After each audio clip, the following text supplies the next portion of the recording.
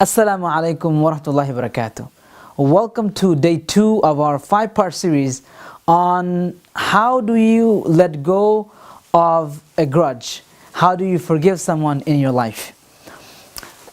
In our introduction, we talked about the 5 steps of us being able to forgive people in our lives. Step number 1 was about honesty. Step number 2 was about humility, what we'll talk about today. Step number 3 is about mercy. Step number 4 is generosity. And finally, step number 5 is trust. So that was the introduction. And then last week in our video, if you haven't watched it yet, make sure you go and watch it. It's on the Oaktree website. And if you're subscribed to the Oaktree email list, you'll get that every week, Sunday morning. Make sure you are subscribed to that. And so last week's video, which was day number 1, of our 5-step process.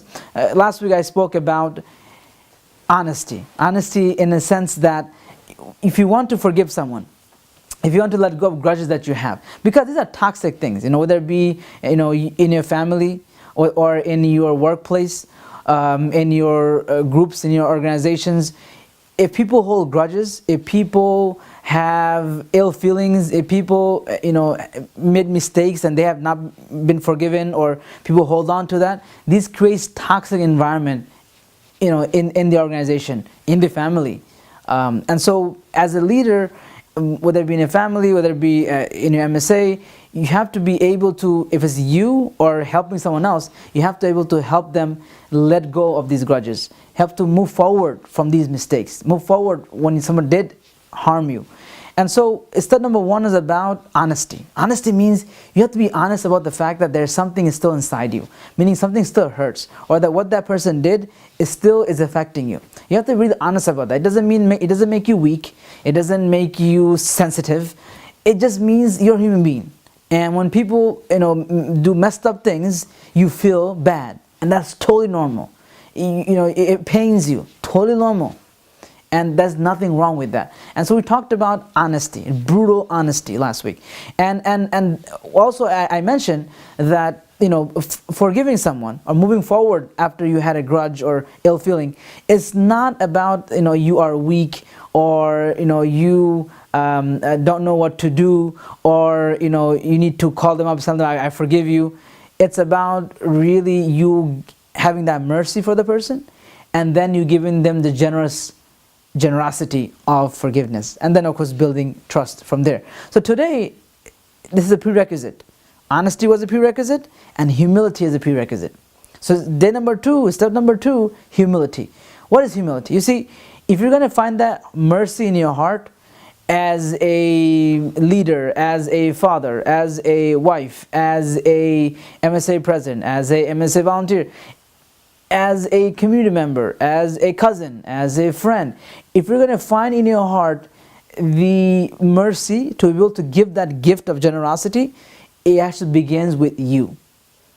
Meaning, you have to have humility.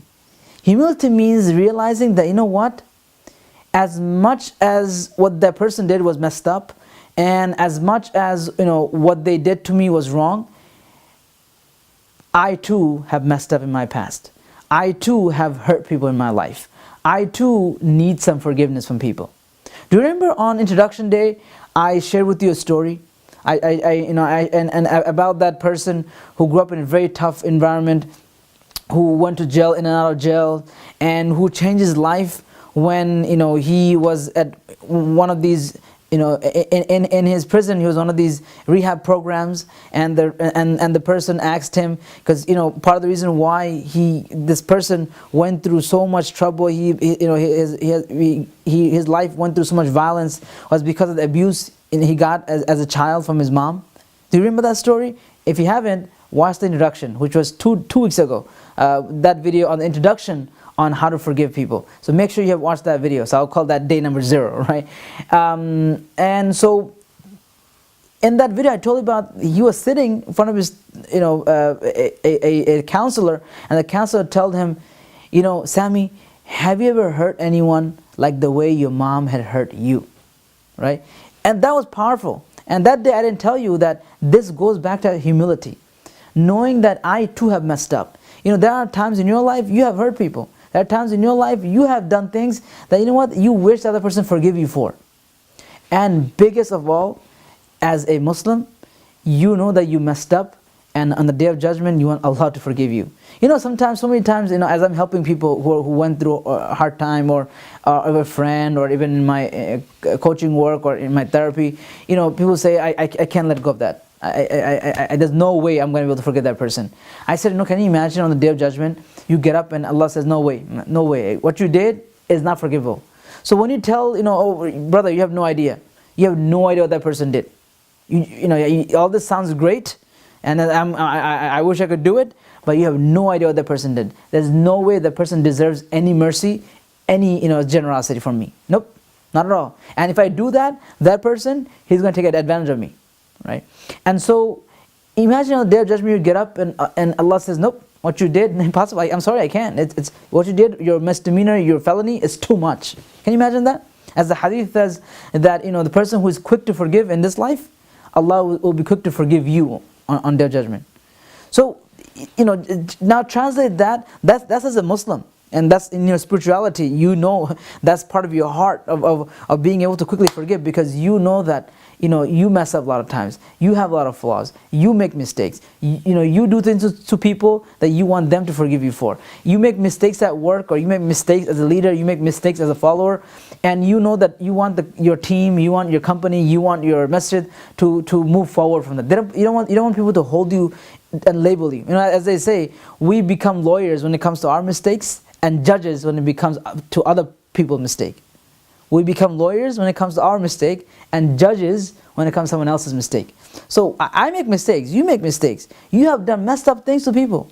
I have done messed up things to people, and I have asked them for their forgiveness.